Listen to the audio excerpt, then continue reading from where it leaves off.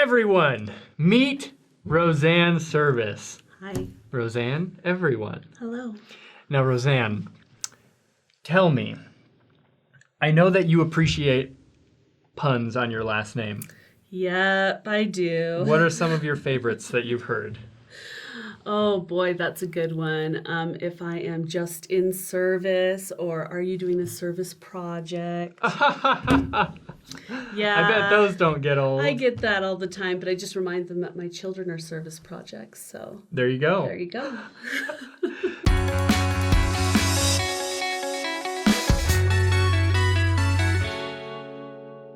So Roseanne is here from Arizona. She's living in Arizona. You got 5 kids. Yep. One just got back from his mission. Yep. From the exotic Boise, Idaho. Oh yeah.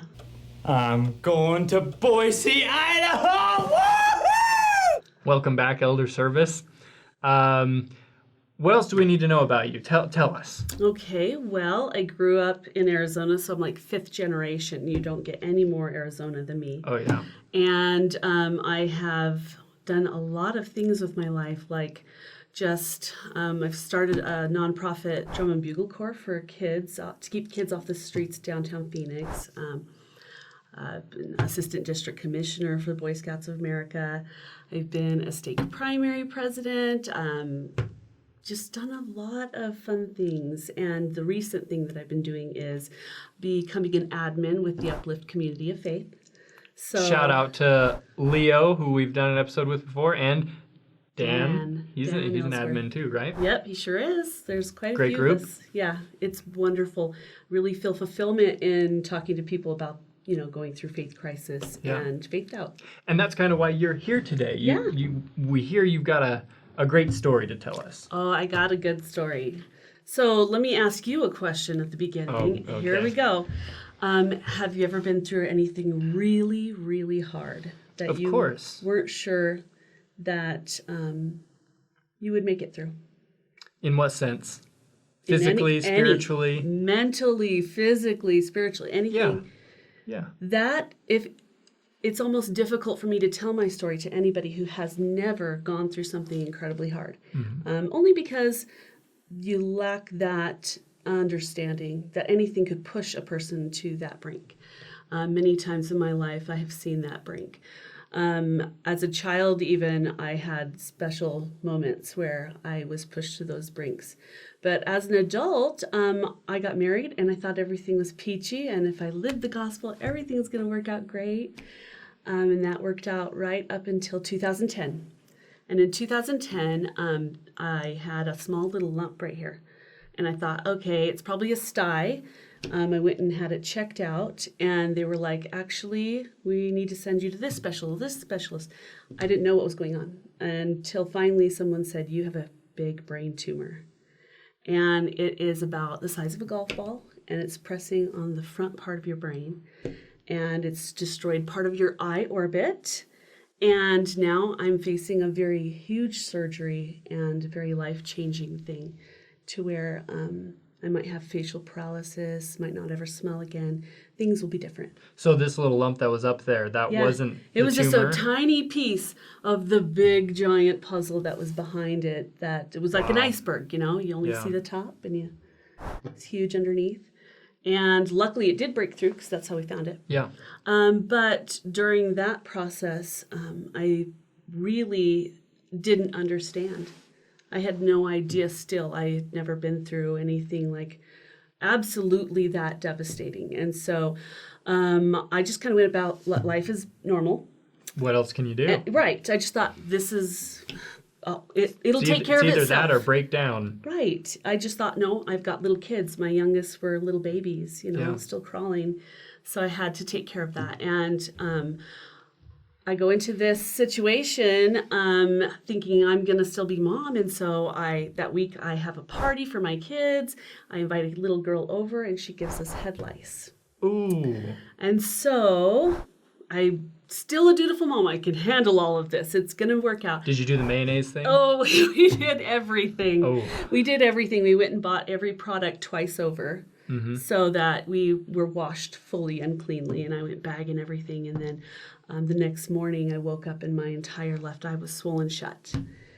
And I was like, what do I do? I went to the hospital. They said, you have a brain tumor. We don't know what to do for you. Here's some pain meds. Go home and work that out with a neurologist.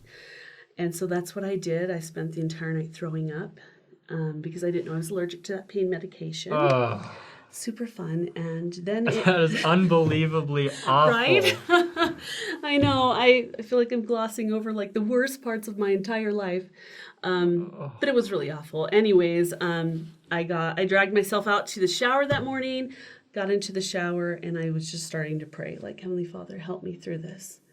Many times through the process, I would open my scriptures, and right there would be the words that I needed to hear, often.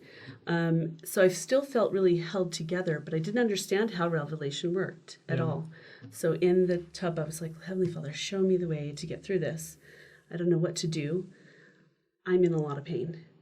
And I remember almost like my mind cleared, and I felt like just these words come into my mind. Roseanne, go to the hospital now. And so that's what I did. I drove to the hospital. I told my husband we need to go. As I was coming down the stairs to leave, and I felt very calm, peaceful, even though it seemed crazy that I needed to go right now. Was your eye still swollen? Yeah, totally swollen shut. Was this like a day after or? The very next day. The next day, okay. The very next day. So it's still shut. Yeah. You're still throwing up? Yep. It's just still you're in the armpit of your life. Yes, I was definitely in the armpit of my life. I love that you use that because I say that a lot. It's really an awful moment. For me, as I was coming down those stairs, I was hit with the most intense pain I've ever felt in my entire life. My entire body was racked with such pain that I could no longer talk, could no longer walk, and all I could do was throw up and cry and snot. And that's how I left my little children, watching me just totally fall apart because I was hit with the most intense pain. What I didn't know is that cellulitis had gotten into all of this. And so it was into my eye, up into the tumor, into my face, and it just destroys, your cells. That's what so cellulitis it is a bacteria. Okay. Yeah, and so I was being eaten alive by bacteria with all of this happening at the same time.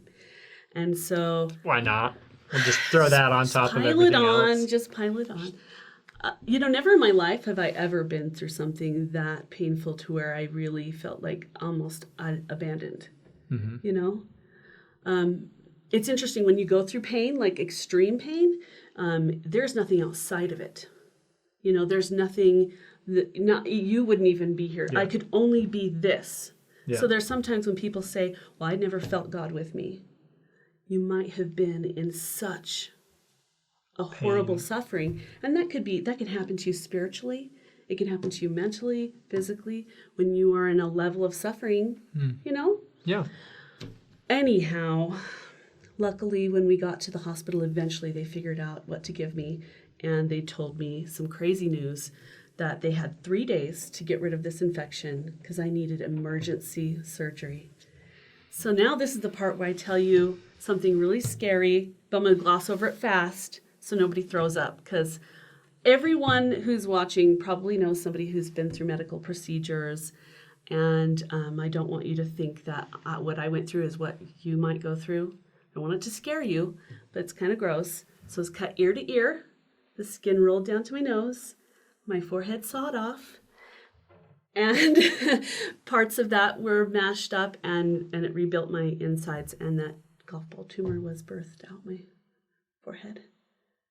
Did you just use the verb birth I did. out of your forehead? Yeah, his name is Mr. Ugly Golf Ball, and I gave birth to him in 2010. Wow. Right? So I try not to go into too much detail because everybody's like, oh, and they're over there throwing up in the corner. Well, that just blows my mind, no pun intended, because I can't see any scarring or anything. You really can't. What's amazing about that is the blessings that were given to me were told that it would almost be as if nothing had happened, which I thought was crazy. Yeah. Because they were telling me you could die from this if we don't get that infection cleared. You might lose your eye. You'll definitely lose your smell. So a lot of things, that would happen. Yeah. None of it happened. Wow. Right? So You still got your sense of smell. You still got everything. all of it. It's wild. How did they reconstruct your they took out a chunk of your They forehead. took the entire forehead off, right? So there is actually, I can feel it when I over here, like I can feel where it is. You can't see it. But there will always be a square divot. And yeah, it's.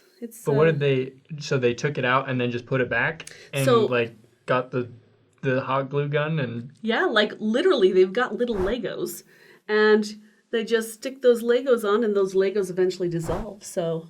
As the bone grows back together. It's wild. And there's an inner and an outer. The inner they crushed up and made paste to rebuild the inside of my eye. So it's amazing. Technology nowadays is absolutely amazing. But, if that was all I was called to go through in this life, that'd have been okay. But unfortunately, there's more. No.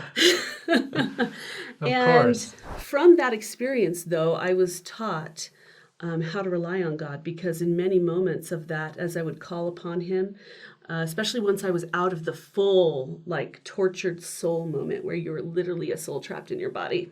Yeah. Once it was out of that, I felt connected to him at all times. I felt like he was always there and he held my hand through all of it. And so in many ways, I never was alone, even though a lot of those things you have to pass through alone.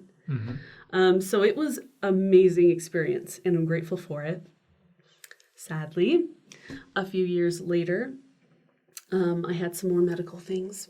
But the wild part of this story is that it's wild. Part. Okay, we're getting to the wild part now. You're getting to the wild part. We've got through the mundane stuff. Yeah, now we're getting to the crazy stuff. That's in the past. So I was a primary president in my ward, and I go to stake conference, and there was a man named Arlen Kay Jensen, so 70, and a church historian, just amazingly brilliant, sweet, wonderful man. I've never had somebody touch my heart so quickly as a visiting authority, and so I was like, I want to go talk to this guy, which I don't do because I am a talker, we all know, but I wasn't, that's weird. Yeah. I felt compelled, and so I went up to talk to him, and I just said, really felt connected to what you said, because I had just getting over having this brain tumor thing, and it connected to what he was saying.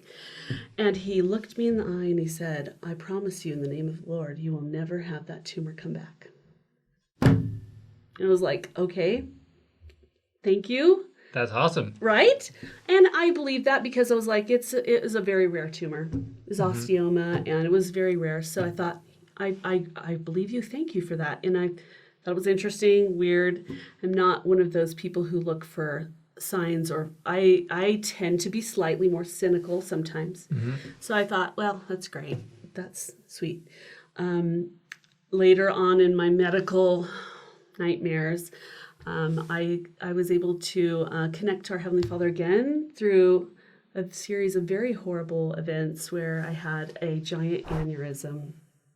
And that is when a blood something bursts? So yeah, you've got your little blood vessel, right? And this one's coming off your aortic. This is going to your spleen. And what happened is it just like it ballooned out like that. And so mine was 8 centimeters. So if you think the size of an orange inside your stomach. Wow. And so every time I had a baby, that could have or should have burst, but it never did. Until 2017, I knew I was sick and something was wrong. And then when they gave me the news, I was like, it was a big deal. And I went through a very horrible surgery, lost my spleen and part of my pancreas. And that was a rough year, a very, very rough year. And as I go on further, they were like, oh, another surgery you might need. And I had just been through the ringer. Yeah. You get to the point in life where you almost go, well, is it worth it still being alive if you have to be suffering a lot, There are moments like that. And that's a really big surgery to have. It's not like where they can do it laparoscopic. They gotta, They gotta slice you. Yeah. Everything's coming out. I know you're feeling really comfortable right now. This is fascinating. This is now a medical channel. Yeah. We'll tell you all about your insides and your guts. Oh man. Later on that year, after all of those things had happened, and able to come out of it okay, that's when I had a feeling that they wanted to do another scan on this stuff. But I said, while I'm in there, can you scan this again? So it's been a while. It's been, 8 years. Mm-hmm. And sure enough, they found something. They found something when I was in there. And I came home and I fell apart. Because everything that had been promised to me was taken away. And now I was going to go through that same surgery again. I didn't want to do it. Mm-hmm. I was done with surgery. I was really done. It's all that you can ask somebody to just keep going through pain over and over, right? Mm-hmm. And I was really done. And luckily, I hit my knees. And I just said, Heavenly Father, you need to explain this to me. I need to understand why you would call me to go through another brain tumor. And Elder, Jensen, he promised. Yeah. He promised. What happened to that? Right? So this is where I bring up epistemology. And you guys did an earlier video with Dan Ellsworth about epistemology. And that's the knowledge of how we get knowledge. That's the path of how we find it. And you've got things like witness testimonies and scholarly testimonies, ecclesiastical testimonies, and logic and experience and intuition. All of those things come together almost like satellites. Mm-hmm. And when one satellite's off, you can kind of tell because all of your other ones are right on. And if it's the anomaly, you don't need to listen to that. And so that's what I was kind of at. I thought maybe this was the one satellite that was off, Which one? The ecclesiastical authority telling me that I would no longer ever have a brain tumor ever again. Mm-hmm. So I thought maybe that's the satellite that's off in my life, and I need to evaluate myself. And so I brought that before the Lord, and it was interesting. I felt an immediate, you have not put first things first. Elder Corbridge earlier this year in January, he gave a wonderful talk about, finding knowledge mm-hmm. and how we can gain knowledge. And he talks about having experience, but also study. Mm-hmm. And it's just a wonderful talk anyways. He reminded me of this because he says, put first things first. I first needed to know that God, the eternal Father, was my Father and he cared about me and loved me. And I thought I knew that, but the way I was acting wasn't that I knew that. Questioning what is happening and being totally destroyed in my faith. That wasn't me knowing God was there and really putting my faith in him. Secondly, Jesus Christ. That Jesus Christ would help me through this, provide me the path of understanding.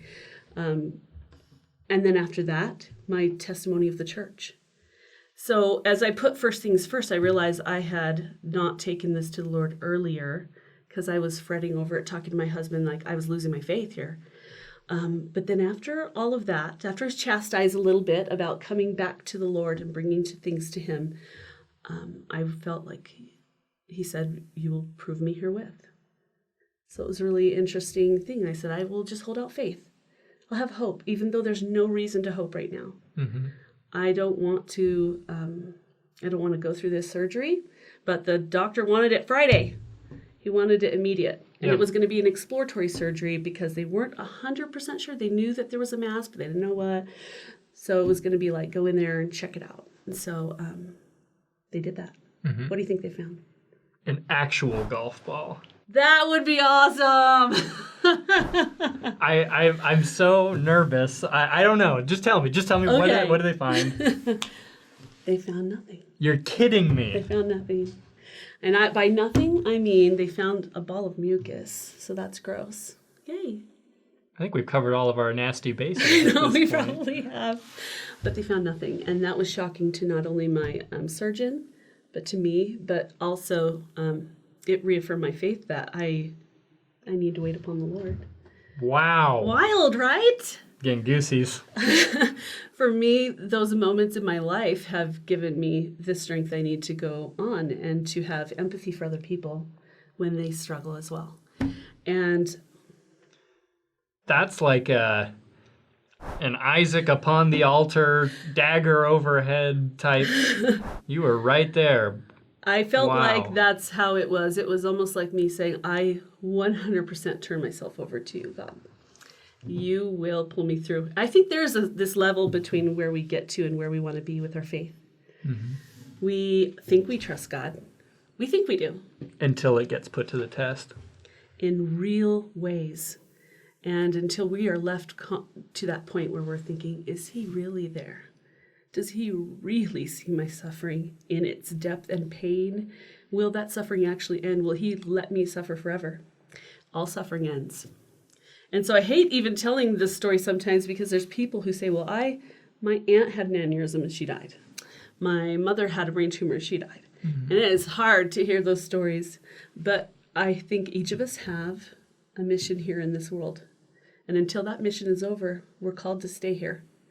My mission wasn't yet done, and that's why I'm still around. Cool, huh? I don't even know what to say after that. It's such an insane story. In fact, there is so much more that I couldn't share because, our time is short. Is it on your blog? But it is going to be in my book. Oh. I couldn't even, if I put it in a blog, it might as well be a book. Yeah. Because it'd be a novel. Yeah. So many, many, many moments of watching the Lord's hand uncovered, almost fully uncovered in my life.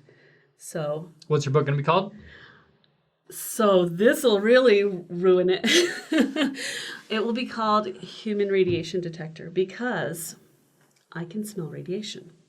I just dropped a bomb at the end. And now you're a superhero. Okay, great. And so Just a now you bonus. need to use your epistemology to see if I'm telling the truth about that or not. About which claim? About if I can smell radiation. I'm going to tell you that I can. That I didn't understand what was happening until the end of all of this journey. And then finally it came out that actually I was detecting the radiation the entire time. My brother can do the same. It's very rare. But I smell an odor because it hits the back of my ethmoid sinus and noxious fume receptors go off and I smell a horrible noxious fume. And so now you are left with how do I know you're the telling the truth? conundrum of the epistemology. What do you know of me? Yeah. You've met me just Are you a reliable witness? Right. Am I a reliable witness? Am I someone that you can believe? Yeah.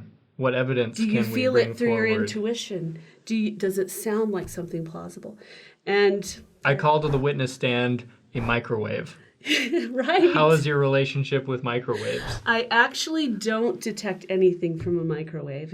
It's only low levels from a CAT scan. And so it could be that it's only a CAT scan, or it could be only certain types of radiation. We don't know. That complicates things even more. It does. Epistemology.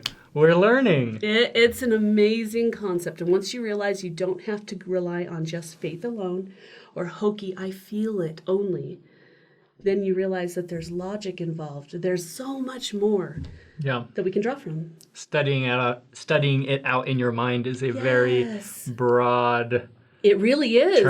phrase. It's huge. In fact, in Doctrine and Covenants, it says study it out in your mind. And I will tell it to you through your mind and your heart, right? Mm-hmm. Mind and your heart. Those things, each of those could be broken up into logic and scholarly, appeals. So... Wow. Wild, right? So kind of the challenge is analyzing ourselves and trying to figure out, why do I believe the things that I believe? Yeah. Man. I know. I like how it all... I just wrecked your brain. I like how it all wraps into like a gospel message there. It sure does. But I'm glad we got like the mucus bubbles and the forehead gross. removal stuff. I'm down for that. So when can we look forward to your book? So I'm going to be speaking at a conference called Time to Blossom in Phoenix area. And I wanted to be done by then. Mm-hmm. But it'll probably be off to the publisher at that point, not quite published. Gotcha. So. But you know what? It's going to happen this year, so there you go. I will it to happen. And weaknesses are made into strengths. Right. You went through all this stuff, and now you can strengthen others because of it. That's my mission. It's of no use to me unless I can have it as even just a book for my children, so that they can learn from what I've learned. Another testament of the plan of salvation works, that the gospel's true. Yeah. Any final thoughts for others, especially those that may be going through a faith crisis or tough trials? Maybe they're in that all-encompassing pain moment right now. So you have to be willing to step into the dark. It is very difficult because people always say it's like following the gospel is like stepping into the light. No, it's stepping into the dark. You don't know what you're going to encounter. You're afraid. You can only hope that the ground will be there and that you won't go off a cliff. I always think of Indiana Jones, the Last Crusade, when he's walking off the cliff. Yeah. He sticks his leg out, and then he falls, and then he hits solid ground. Yes, that exact scenario. That's how we grow, though. If we're never pushed hard to do anything, if we're never pushed through a hard circumstance or whatever, we just don't feel like it. A life of ease is awful, and that's why they say, woe be unto them who are at ease in Zion, right? Roseanne Service, thank you for coming on the show. This has been incredible. If you guys have questions for Roseanne, leave them in the comments section. We'll make sure she hears about them. And keep an eye out for her book whenever that comes out. And thank you so much. Thank you. It's been great. Subscribe to the channel, the social medias, all that stuff. You guys know what to do. We'll see you next time.